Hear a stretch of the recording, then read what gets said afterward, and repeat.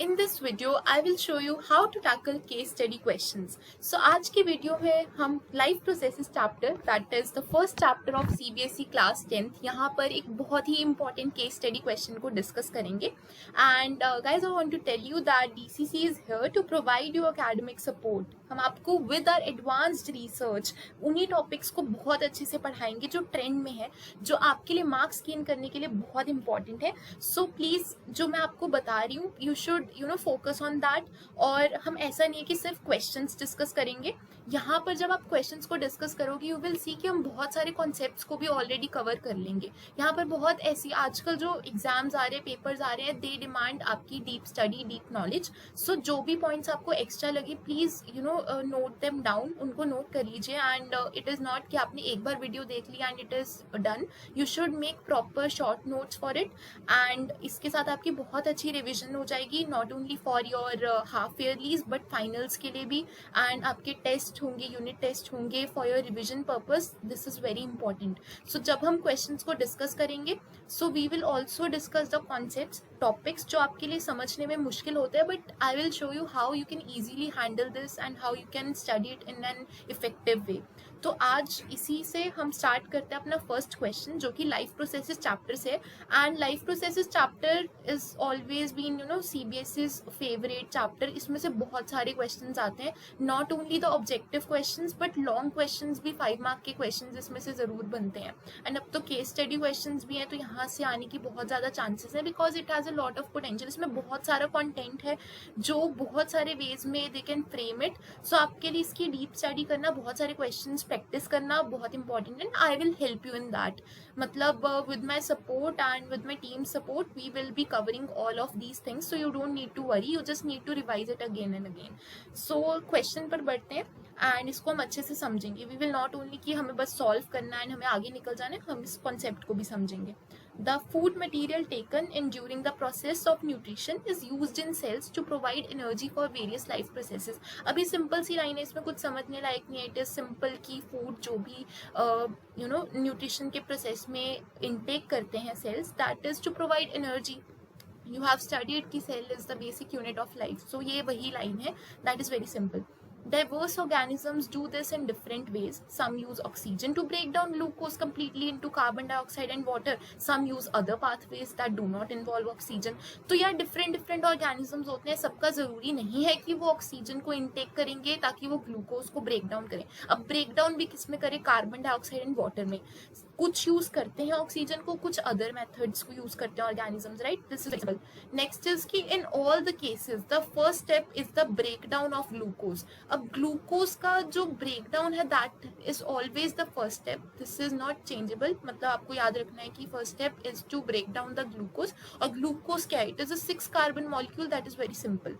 Glucose को हमें break down करते हैं तो क्या मिलता है? हमें एक 3 कार्बन मॉलिक्यूल मिलता है जिसको हम पायरुवेट कहते हैं. Now this you should note down. This is very important for your objective questions as well कि ग्लूकोज को, that is a 6 carbon molecule, इसको हम एक 3 कार्बन मॉलिक्यूल में ब्रेक डाउन करते हैं जिसको हम पायरुवेट बोलते हैं, राइट. और ये आपके लिए बहुत इंपॉर्टेंट है कि दिस प्रोसेस ये कहाँ पर टेक प्लेस करता है. अब जो बॉडी है ऑर्गेनिज्म की, उसके किसी पोर्शन में दिस टेक्स प्लेस. ऐसा नहीं है कि हवा में सब कुछ चल रहा है. You should note it down कि this takes place in cytoplasm. And it is very very important objective questions के लिए. And if you will see आपके असर्शन रीजन क्वेश्चंस आते हैं तो वहां पर ऐसे क्वेश्चंस बनना इज वेरी वेरी कॉमन. आपसे पूछ लिया जाता है कि कहाँ पर does this take place in cytoplasm और कहीं और, तो it takes place in cytoplasm, right. So ये सिंपल सा पैराग्राफ था, इसमें ज्यादा कुछ कंटेंट या इन्फॉर्मेशन इन्होंने दी नहीं है. ज्यादा से ज्यादा ये कर सकते हैं कि इसके नीचे एक पिक्चर दिखा देंगे जहां पर ग्लूकोज को 3 कार्बन मॉलिक्यूल में, दैट इज पायरुवेट में, चेंज होते दिखा देंगे. So you should not fear from it. हमें सिंपल क्वेश्चंस करने हैं. और इसके जो क्वेश्चंस होंगे हमेशा ऐसा नहीं होता कि पैराग्राफ से रिलेटेड क्वेश्चंस होते हैं. It is about testing your general knowledge of the overall chapter. So आपको पूरे चैप्टर की नॉलेज होना इज वेरी इंपॉर्टेंट. तभी मैंने आपको इनिशियली बोला था that it is important to learn and understand the concepts and not आप क्वेश्चंस के पीछे भागो. If you understand the concepts deeply, जो कि आजकल एग्जामिनेशंस डिमांड करते हैं, you will get through it. So the question is, first question, first part है what is anaerobic respiration. So it's a very simple question कि conversion of pyruvate into ethanol, CO2 and energy that takes place in the absence of oxygen is called anaerobic respiration. और अगर आपसे पूछ लिया जाए aerobic respiration, that is it takes place in the presence of oxygen, that is air, right? So very basic question, very simple question, आपको concept भी समझ आ गया. Second is explain the process which happens in our muscle cells. Now this is, ये NCERT textbook में ही आपको एक question भी मिल जाएगा that explain this. और ये आपको question एक long format में भी आ सकता है, 5 marks या 3 marks. 3 marks में इसके आने की बहुत probability है and 2 marks में आपको इसके साथ में ही दे देंगे कि lactic acid वाला जो एक question होता है वो भी डाल देंगे. So you should understand both the concepts. Now the conversion of pyruvate to lactic acid, that is a 3 carbon molecule again, and energy due to the lack of oxygen, this happens in our muscle cells. Muscle cells में आपको simple याद रखना है, जहां पर muscles की बात आ जाए, you should remember कि lactic acid की बात हो रही है. So pyruvate जो कि एक 3 कार्बन मॉलिक्यूल है, इसको अगेन एक 3 कार्बन मॉलिक्यूल में हमें कन्वर्जन करनी होती है, that is lactic acid, right? And it happens in the lack of oxygen तभी, right? Second, next question is, in which form our body uses the energy? Now this is very simple, it is in the form of ATP molecule, that is adenosine triphosphate. So इसके बारे में तो आपने काफ़ी ज़्यादा पढ़ा है और 9th standard as well आप पढ़ के आ रहे हो. एंड ATP का इतना सा ही मेंशन है यहाँ पर, एंड इतना आपके लिए इनफ है, इससे ज़्यादा दे डोंट आस्क, राइट? आपको बस इसकी फुल फॉर्म याद रखनी है, that is adenosine triphosphate. Next is, why there is a faster breathing rate of aquatic animals than the terrestrial animals. Now this is important आपको, क्योंकि वो टेस्ट कर रहा है आपकी नॉलेज को, आपकी रीजनिंग abilities को.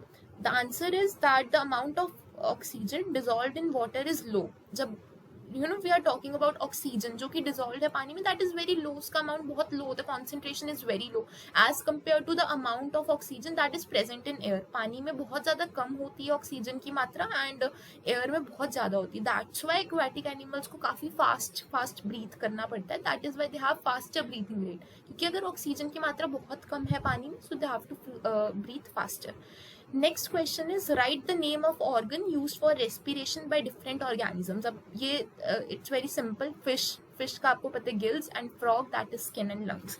सो ये हमारा पूरा क्वेश्चन था, एंड इससे आप देख सकते हो कि we revise the whole portion.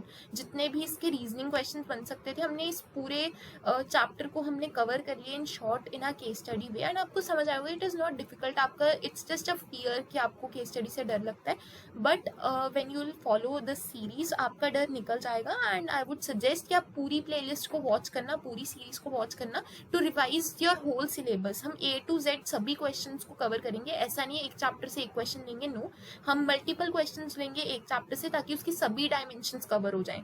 So this was the first video जो हम वी आर प्रोवाइडिंग यू. इसके बाद सभी वीडियोस आएंगी free of cost, and you should definitely watch all of these. And for that you can also subscribe our channel, and या इस playlist को आप सेव कर लेना. I will also give it in the description box, and if you have any doubts then you can definitely ask them in the comment section as always. And yeah, if you like the video, then please hit that like button, and I'll see you all in the next video. Thank you so much for watching. Bye.